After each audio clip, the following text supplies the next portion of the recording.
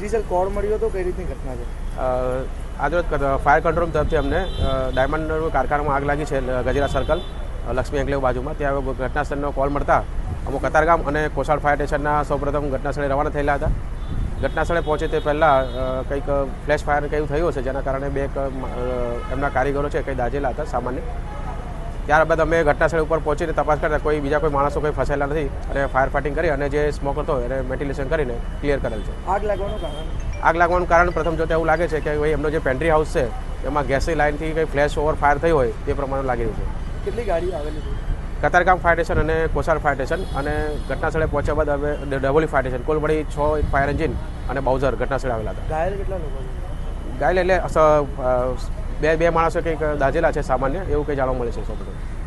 Okay, પ્રકારની ઘટના અને કેટલા લોકો ઘાયલ છે અને કઈ રીતે સારવાર આપવામાં આવેલી છે? ગજેરા સર્કલ પર કતારગામની અંદર એક જ્વેલરી ફેક્ટરીમાં એલપીજી ગેસની લીકેજના હિસાબે સવારે મોર્નિંગમાં બ્લાસ્ટ થયો છે. 14 જણા દાઝી ગયા છે.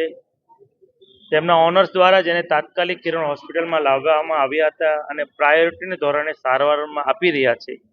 14 જણા દાઝી ગયા છે. સારવારમાં કોઈ કચાશ નહીં રહે તે માટે તેના ઓનર પણ અહીંયા હાજર છે. ડૉક્ટરની ટીમ પણ અત્યારે તમામ સારવાર કરી રહી છે. 4 જણા લોકો અત્યારે આઈસીયુમાં એડમિટ કરવા પડે એમ હતા, એને કર્યા છે. એની સારવાર શરૂ છે. બ્લાસ્ટ થવાનું કારણ શું છે? બ્લાસ્ટ થવાનું કારણ ત્યાં જ્વેલરી ફેક્ટરીની હિસાબે ભઠ્ઠીમાં એલપીજી ગેસ દ્વારા રાત્રે કંઈ લીકેજ હતું, તો સવારે જેવા 14 જણા કારીગરો કામ પર આવ્યા અને સગડી શરૂ કરી ત્યાં બ્લાસ્ટ થયો હતો. બેદરકારી લાગી રહી છે, કારણ કે રાતના જો લીકેજ હોય તો સવાર લગી ધ્યાન ન હોય તો? અત્યારે યોગ્ય તપાસ થઈ રહી છે. જે કોઈ કસૂરવાર હોય તેની પર કાયદેસરના પગલાં ભરવામાં આવશે. કારણ કે સુરતમાં ઘણી જ્વેલરી ફેક્ટરી એસ્ટાબ્લિશ થઈ રહી છે. આવનાર સમયમાં આવી ઘટના બીજી વાર ન થાય તે માટે એસઓપી બનાવવાનું ફાયરવાળાને મેં જણાવ્યું. ફાયરમાં બી કંઈ મોડી જાણ કરવામાં આવી હતી?